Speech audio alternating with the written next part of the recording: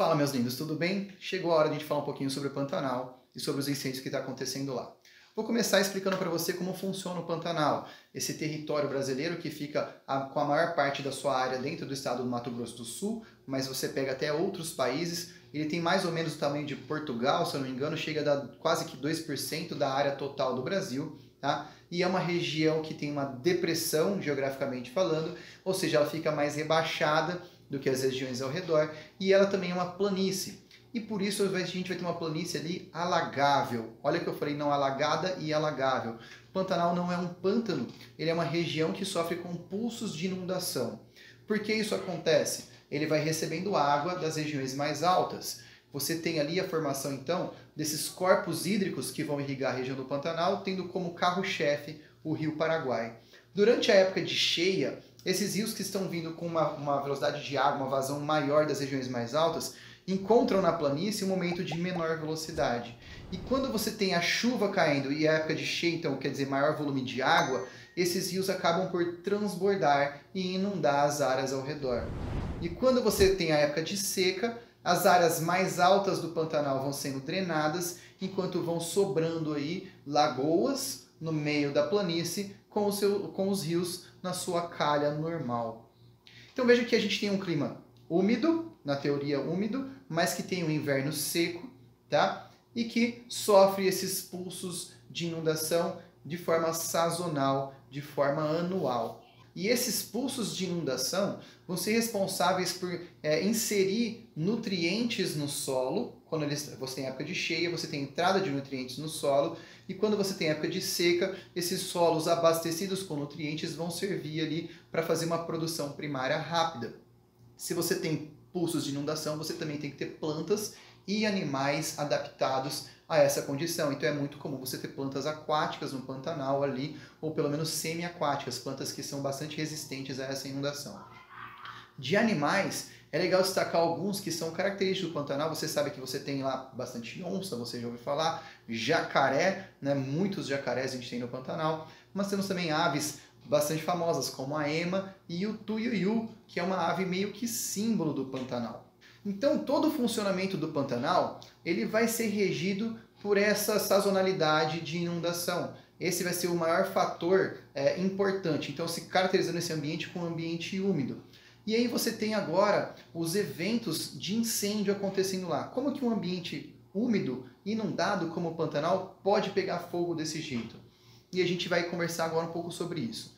Mas, Argos, como que um território desse, que é úmido, né, e sofre inundações, passa por uma queimada como está acontecendo agora?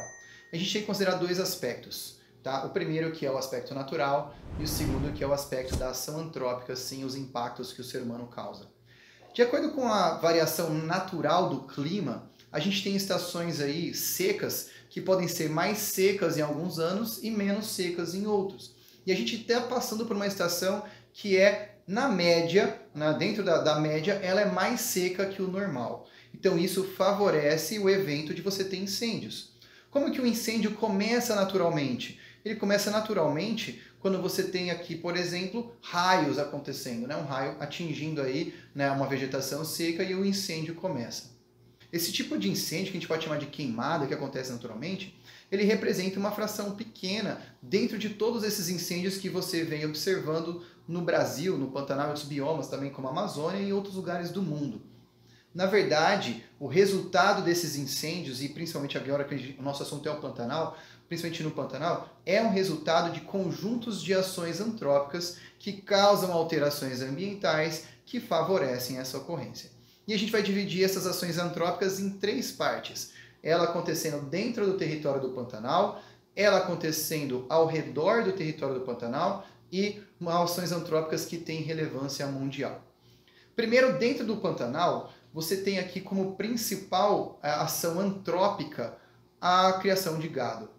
Sim, cara, o pessoal desmata para criar gado, uma criação que a gente chama de extensiva, quer dizer que vai usar grandes territórios, e nesses momentos eles fazem o desmate para plantar lá, então, a braquiária, né, que vai servir de alimento para o gado, e também acabam fazendo a drenagem de certas regiões que costumavam alagar e agora passam a não alagar no decorrer do ano. Então ficam todo o ano seca, o que já favorece um pedaço desse local aí ficar seco. Segunda coisa, a gente tem também o impacto da agropecuária ao redor do Pantanal. Então pensa ali na região do Mato Grosso, né?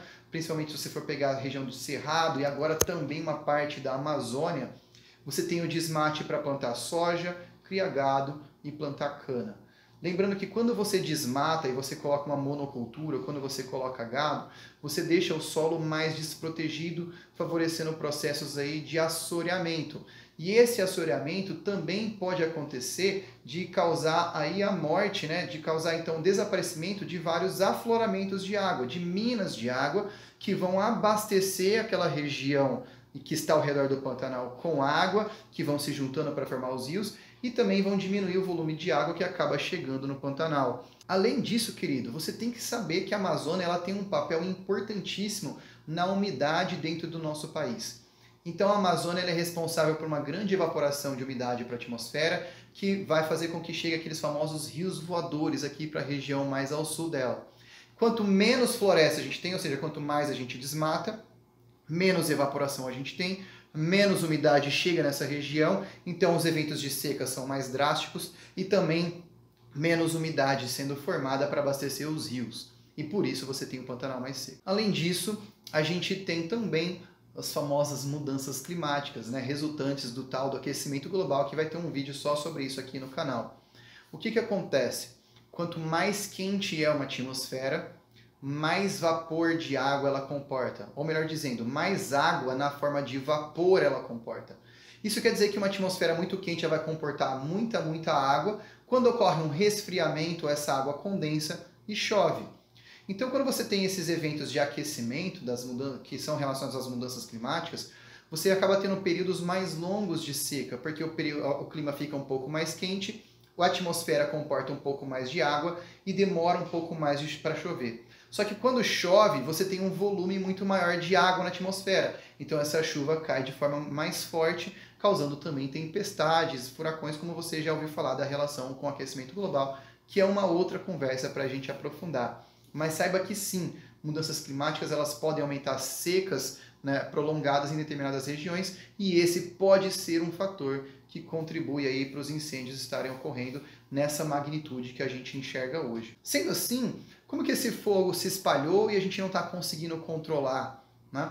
Então a gente já falou que tem a seca que está acontecendo esse ano, que tem forçantes que podem ser naturais e também claramente forçantes que são antrópicas. Então você tem essas duas coisas agindo, não dá para negar. Tá? Depois, você tem também o fato do fogo conseguir se espalhar muito por causa do vento. Então, grandes rajadas de vento conseguem fazer com que o fogo se espalhe muito fácil. E além disso, no Pantanal, como eu disse para vocês, a gente tem matéria orgânica no solo e essa matéria orgânica ela pode queimar também, o que faz com que ocorra um fogo subterrâneo, ou o pessoal chama fogo de turfa. Turfa é matéria orgânica que está no solo ali. Então essa matéria orgânica fica pegando fogo e esse fogo vai passando por baixo do solo e de repente ele sai em um outro local. E as pessoas falam assim, nossa, como começou a pegar fogo ali? Na verdade era o mesmo fogo que já vinha antes, que deu uma escondidinha e saiu do outro lado. E se não bastasse tudo isso, atualmente ainda a gente vive uma corrente de pensamento que acha que preservação ambiental é coisa de um partido ou time que ela não gosta.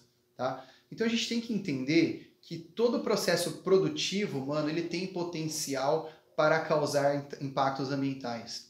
E negar os impactos ambientais não impede que eles aconteçam. O que a gente tem que fazer sempre é entender o processo, entender qual impacto isso causa e qual consequência isso tem para que a gente consiga enxergar a melhor forma de produzir alimento, de produzir qualquer tipo de coisa na nossa sociedade, em que você tenha não só o lucro financeiro dentro para um indivíduo, né, ou para poucos indivíduos, mas que você tenha uma melhor situação para a maior parte do país, um retorno maior para o país.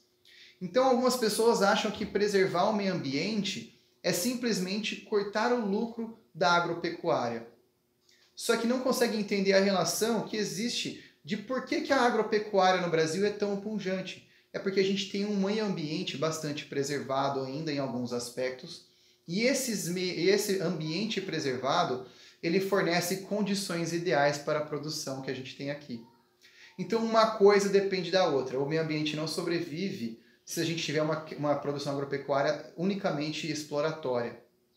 Mas essa atividade agropecuária exploratória também não sobrevive ao ponto de que não vai existir o meio ambiente para fornecer as condições ideais para que ela ocorra, em termos de temperatura, de umidade, tá? De qualidade de solo e assim por diante. E eu queria lembrar vocês que todo o ambiente natural é casa de alguém. Tá? Então alguém mora lá, então quando você desmata, quando você queima, você tem vidas de seres que estavam naquele local que estão sendo perdidas. Eu fiquei chocado a ver as fotos, ver imagens aí dos animais queimados, ver aquela vegetação imensa sendo queimada. Inclusive, galera, lugares onde você acha que é só a floresta está sendo queimada no Pantanal, é só a mata. Não. Tem um monte de imagem de fogo entrando em áreas agropecuárias. Acabei de ver uma imagem, um vídeo que me deixou apavorizado, assim, do gado fugindo do fogo e chegando encontrando a cerca na frente e tendo que peitar o fogo para sair dali, ou pular a cerca, ou derrubar a cerca. Um negócio que te deixa assim, putz, olha que ponto chegamos, né? Então lembra disso, quando você vai pensar num desmatamento, pensar num incêndio, alguma coisa, que aquilo lá é casa de alguém, cara. E por isso que é importante a gente preservar. Beleza? Então até o próximo vídeo, meus queridos. Grande abraço.